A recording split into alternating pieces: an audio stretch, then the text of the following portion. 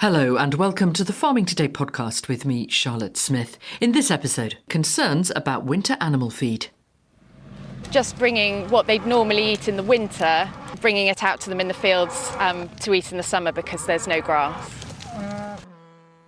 More on that later. First, a new study suggests people working with pesticides can be at higher risk of problems with their lungs. The study from the Health and Safety Executive, published in the Occupational Medicine Journal, says chest tightness and nasal allergies were common in those they surveyed. Nearly 6,000 workers, mainly men over 50, were questioned, with 2,800 then followed up 5 years later. Professor Neil Greenberg, president of the Society of Occupational Medicine. They recruited the individuals from the two national registers, and there are registers within Great Britain of sprayers who use pesticides, and also from another study that they had. And they found that when they looked at follow-up, actually there were quite a lot of symptoms related to the respiratory effect of pesticides, so the fact that they're airborne and the fact that their workers with them breathe them in. There were things like nasal allergies, regular coughing and chest tightness. And what was quite an interesting finding, I think, was that they found that people who hadn't worked with pesticides in the last year actually were worse off. Now, at first, that seems to make no sense, but actually the authors, I suspect quite correctly, concluded that the reason for that finding was that people who got all those symptoms decided they could no longer work with pesticides anymore, and so they'd stop doing so. And so the overall findings really were that actually symptoms related to the use of pesticides impacting on breathing were pretty common.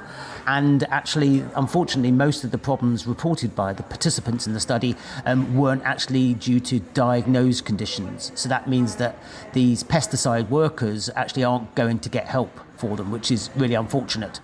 Is it possible then from this study to say working with pesticides will damage your respiratory health? It's possible from this study to say that it will increase the chance that you will suffer from respiratory problems, for sure. So yes, there is definitely an increased risk to people who work with pesticides. And I think it's important to remember that also potentially to members of the public who are in areas near where pesticides might be used, although that's not what this study looked at.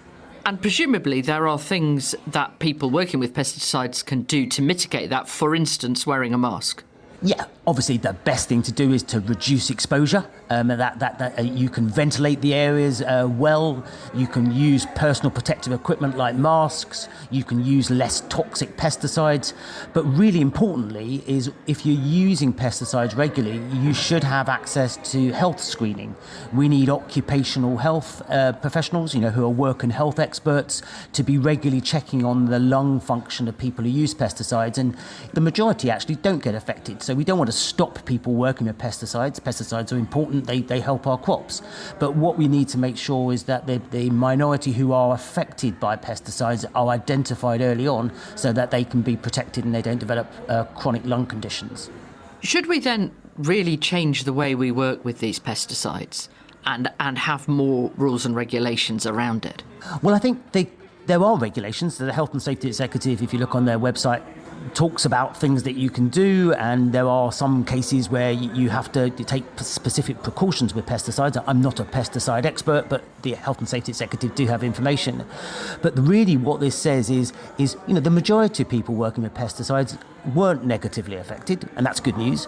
But what we need is good health surveillance carried out by work and health experts, occupational health professionals, to make sure that the minority who do unfortunately get affected are detected early, and therefore you can either put better protections in place or sometimes you might need to remove them from working with pesticides, because then we will stop them developing long-term respiratory problems, which isn't good for their job, and it's not good for the health service, and it's clearly not good for the individual either.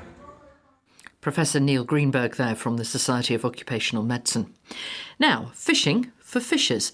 A team of researchers from Seafish, the public body supporting the seafood industry, is currently carrying out its annual survey of the nation's fishing fleet, talking to around 10% of the 4,000 skippers. The work is essential to know just what's happening in the fleet and what challenges it faces, but it's not always easy to do. Richard Baines reports from Aberdeenshire. 4,500 boxes here that's just been sold.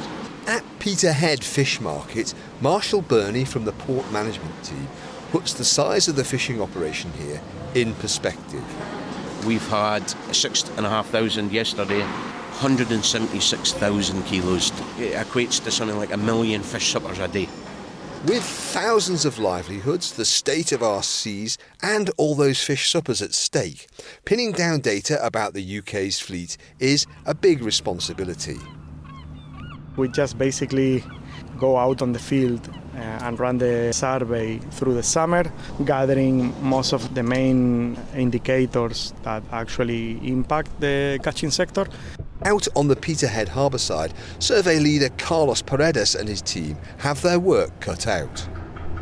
Like, for example, fuel costs, the value of the fishing fleet as a sector itself, labour values, also challenges and opportunities that they go through. You still have several challenges across the board, like, for example, lack of labour, lack of new entrants, increasing operating costs. You are chasing someone that is chasing fish, and landing times at markets. We spend several months out in the field to give them a chance to participate, because obviously it's voluntary.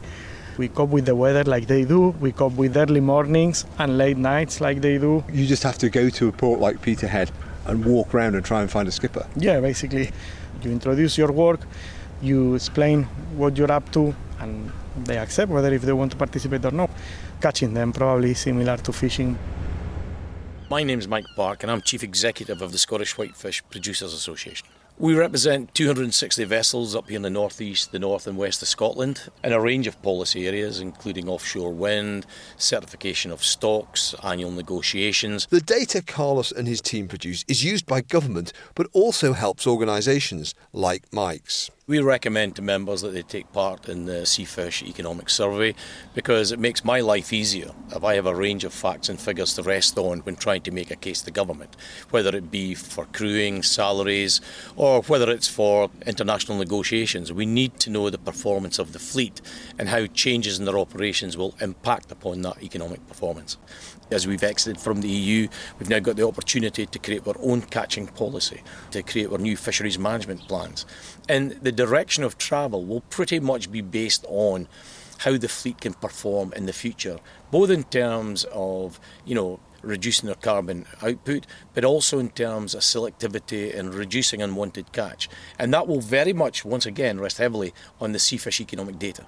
With the survey continuing until September the 19th, Carlos says fishers everywhere should be keen to take part. It's their chance to be recognised, to be understood, and it gives them a voice.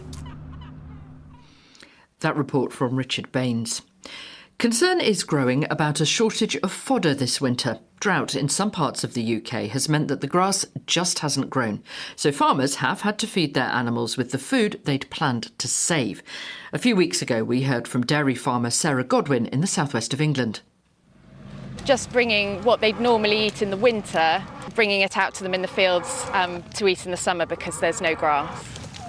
The grass is completely dried up, there's no goodness in it, it's just completely stalky with no nutritional value. We've never known a season like this, never known the heat, the dry, lack of rain, and for such a prolonged period as well.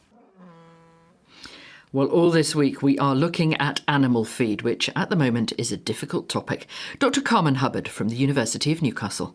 There are three types of livestock feed: forage, grass, clover, brassicas, conserved forage like hay, maize, straw, silage, and concentrate feed, straight cereals or cereals which are based and blend with, let's say, some protein lipolysis. So we know that beef and sheep, they feed mostly on grass and some conserved forage. Dairy cattle depend more than normal on concentrate and conserved forage, whereas pig and poultry, they depend very much on concentrate feed. Because of the impact of the weather on feed this year, things are going to be different. Just describe where farmers are at with what's happened this year. There is no doubt that the weather so far has had a big impact on our farming sector. However, I think that the picture is more complex and the overall situation is rather mixed. The biggest impact of the drought so far is on grass, and also there are region-specific shortages of grass. Farmers from counties such as Durham, Yorkshire, Lincolnshire have been hit harder, whereas farmers in Cumbria, Lancaster and in Scotland, they have been less affected. We heard there from a farmer in the southwest who's already eating into their winter food for their dairy cows. I heard of a farmer the other day who's already quite a way through the silage clamp. So they are sort of storing up problems, aren't they, for later in the year? And the worry is that fodder is going to be very expensive. Indeed, and the price of silage, hay and straw, it's pretty high and actually went up, and I think this probably will be an issue. I did speak to a farmer from Weardale in County Durham, and he told me, and I would like to quote him here, that some of our grass fields have yielded 20% of the normal dry matter so far this year. So beef and sheep farmers in region in which the rain has been less, they will clearly be very much affected.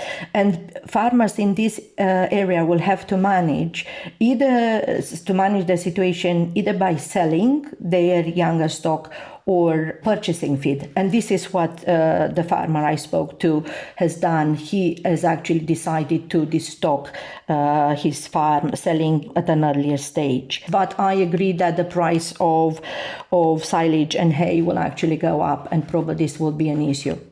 Dr. Carmen Hubbard. That's it from us. I'm Charlotte Smith. The producer is Beatrice Fenton, and Farming Today is a BBC Audio Bristol production.